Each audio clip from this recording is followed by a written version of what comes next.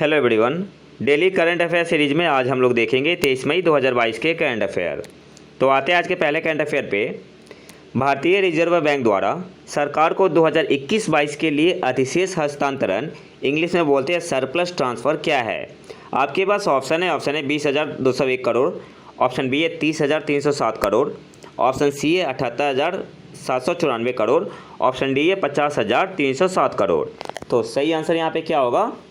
Option B आपका यहाँ पे सही आंसर हो जाएगा 30,307 करोड़ का। आरबीआई द्वारा सरकार को 2021-22 के लिए जो सरप्लस ट्रांसफ़र है वो कितने का है? 30,307 करोड़। और पिछले वित्तीय वर्ष में कितना था? 99,126 करोड़ का। नेक्स्ट आते हैं 2 दिवसीय भारत बांग्लादेश समन्वित गश्ती इंडिया बांग्लादेश कोऑर्डिनेटेड पेट्रोल, जिसे शॉर्ट में बोलते हैं कॉरपैट, अभ्यास का चौथा संस्करण 22 मई को कहाँ शुरू हुआ? आपके पास ऑप्शन है बंगाल की खाड़ी में, ऑप्शन बी है अरब सागर, ऑप्शन सी है प्रशांत महासागर, ऑप्शन डी है नन ऑफ दीज। तो सही आंसर यहाँ पे क्या होगा? ऑप्शन ए आपका यहाँ पे सही आंसर हो जाएगा बंगाल की खाड़ी में। जो कॉर्पेट एक्सरसाइज है इंडिया और बांग्लादेश के बीच, इसका जो चौथा संस्करण कहाँ शुरू हुआ? बंगाल की खाड़ी में। इस अभ्यास के लिए भारतीय नौसेना ने 2 स्वदेशी युद्धपोतों आईएनएस कोरा और आईएनएस सुमेधा की प्रतिनियुक्ति की। तो यहाँ से इम्पोर्टेंट पॉइंट क्या बन रहा है? सबसे पहले तो कॉर्पेट एक्सरसाइज किन दो देशों के बीच होता है? इंडिया और बांग्लादेश के बीच। इसका चौथा संस्करण कहाँ हुआ? बंगाल की खाड़ी में। और इस एक्सरसाइज में भारतीय नौसेना ने दो स्वदेशी युद्धपोतों को भेजा। उनका नाम क्या है? तो एक तो है आईएनएस कोरा और दूसरा है आईएनएस सुमेधा। नेक्स्ट आते हैं वर्ल्ड इकोनॉमिक फोरम 2022 का थीम क्या है? आपके पास ऑप्शन है ग्रोथ टुगेदर, ऑप्शन बी है वर्किंग टुगेदर, ऑप्शन सी है working together restoring trust, option D है नन ऑफ दीज। तो सही आंसर यहाँ पे क्या होगा? ऑप्शन सी आपका यहाँ पे सही आंसर हो जाएगा working together restoring trust. World economic forum 2022 का थीम है वर्किंग टुगेदर रीस्टोरिंग ट्रस्ट। अच्छा, वर्ल्ड इकोनॉमिक फोरम में 2022 का जो हो रहा है, दावोस में हो रहा है, तो भारत का नेतृत्व कौन कर रहा है? पीयूष गोयल। भारत से बैठक में कौन भाग ले रहा है? तो कुछ इंपॉर्टेंट नेम है, उसे देख लेते हैं, बाकी और भी गए हुए हैं। तो सबसे पहले तो देखते हैं हरदीप सिंह पुरी, जो कि क्या है? Minister of petroleum and natural gas. Y Jagan Mohan Reddy Andhra Pradesh से क्या है? सीएम है। सब अलग अलग इवेंट क्या करेंगे? अटेंड करेंगे। आदित्य ठाकरे, ये क्या है? टूरिज्म मिनिस्टर महाराष्ट्र सरकार में। और केटी रामाराव इंफॉर्मेशन टेक्नोलॉजी मिनिस्टर है तेलंगाना के। आप इसका स्क्रीनशॉट लेके डिटेल में देख सकते हैं। नेक्स्ट आते हैं राष्ट्रपति रामनाथ कोविंद ने किसे दिल्ली का नया उपराज्यपाल नियुक्त किया?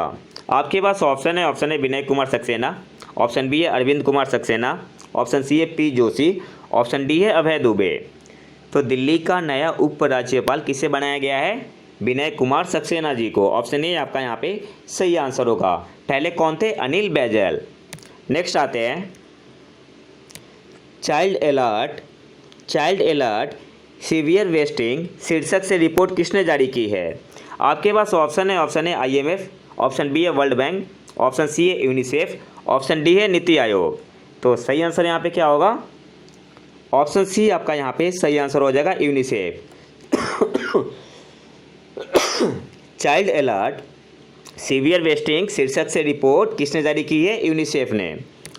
नेक्स्ट आते हैं भारत के विदेश सचिव कौन है? आपके पास ऑप्शन है विनय क्वात्रा, ऑप्शन बी है हर्षवर्धन श्रृंगला, ऑप्शन सी है विनय कुमार, ऑप्शन डी है नन ऑफ दीज। तो सही आंसर यहाँ पे क्या होगा? ऑप्शन ए आपका यहाँ पे सही आंसर हो जाएगा विनय क्वात्रा। पहले थे हर्षवर्धन श्रृंगला, अभी कौन है विदेश सचिव? विनय क्वात्रा। नेक्स्ट आते हैं डिजी लॉकर सेवा का उपयोग करने के लिए नागरिक अब किस सोशल साइट पर MyGov हेल्प डेस्क का उपयोग कर सकते हैं? आपके पास ऑप्शन है फेसबुक, ऑप्शन बी है व्हाट्सअप, ऑप्शन सी है इंस्टाग्राम, ऑप्शन डी है ऑल ऑफ दीज। तो सही आंसर यहाँ पे क्या होगा? ऑप्शन बी आपका यहाँ पे सही आंसर हो जाएगा व्हाट्सएप। डिजी लॉकर सेवा का उपयोग करने के लिए नागरिक किस सोशल साइट पर माई जीओवी हेल्प डेस्क का उपयोग कर सकते हैं? तो आंसर क्या होगा? व्हाट्सएप का। ऑप्शन बी आपका यहाँ पे सही आंसर होगा। नेक्स्ट आते हैं,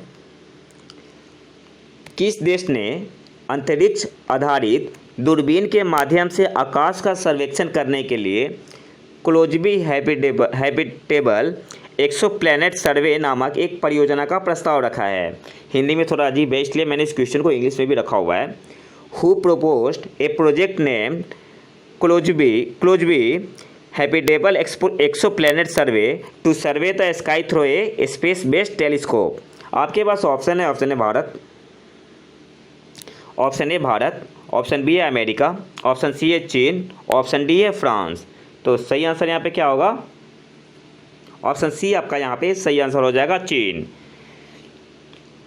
किस देश ने अंतरिक्ष आधारित दूरबीन के माध्यम से आकाश का सर्वेक्षण करने के लिए क्लोजबी हैबिटेबल एक्सोप्लैनेट सर्वे नामक एक परियोजना का प्रस्ताव रखा है? तो आंसर क्या होगा? चीन। अब इसका मोटो क्या है? इसका उद्देश्य पृथ्वी से लगभग 32 प्रकाश वर्ष दूर सौर मंडल के बाहर रहने योग्य स्थलीय ग्रहों को खोजना है। इंग्लिश में क्या बोलते हैं? Terrestrial planet. नेक्स्ट आते हैं, रेल मंत्रालय स्वदेशी हाइपरलूप प्रणाली विकसित करने के लिए किस संस्थान के साथ सहयोग करेगा? आपके पास ऑप्शन है, option A IIT Bombay, option B है आईआईटी कानपुर, ऑप्शन सी है आईआईटी रुड़की, ऑप्शन डी है आईआईटी मद्रास। तो सही आंसर यहाँ पे क्या होगा? ऑप्शन डी आपका यहाँ पे सही आंसर हो जाएगा, आईआईटी मद्रास। रेल मंत्रालय स्वदेशी हाइपरलूप प्रणाली विकसित करने के लिए आईआईटी मद्रास के साथ सहयोग करेगा। ऑप्शन डी आपका यहाँ पे सही आंसर होगा और ये इंपॉर्टेंट क्वेश्चन है। और आज के आखिरी करंट अफेयर पे आते हैं, वित्तीय वर्ष 2021-22 के दौरान भारत में सबसे अधिक निवेशक कौन था? सबसे ज़्यादा इन्वेस्टर कहाँ से आए थे भारत में? आपके पास ऑप्शन है सिंगापुर, ऑप्शन बी है अमेरिका, ऑप्शन सी है जापान, ऑप्शन डी है फ्रांस। तो सही आंसर यहाँ पे होगा ऑप्शन ए आपका यहाँ पे सही आंसर हो जाएगा, सिंगापुर। और सेकंड पोजीशन पे कौन था? अमेरिका। तो ये तो था हमारा 23 मई 2022 का करंट अफेयर। अगर वीडियो पसंद आए लाइक करें, चैनल को सब्सक्राइब जरूर कर ले और 1000 जल्दी से पहुँचा दें। मिलते हैं नए वीडियो में नए टॉपिक के साथ, तब तक के लिए नमस्कार, जय हिंद।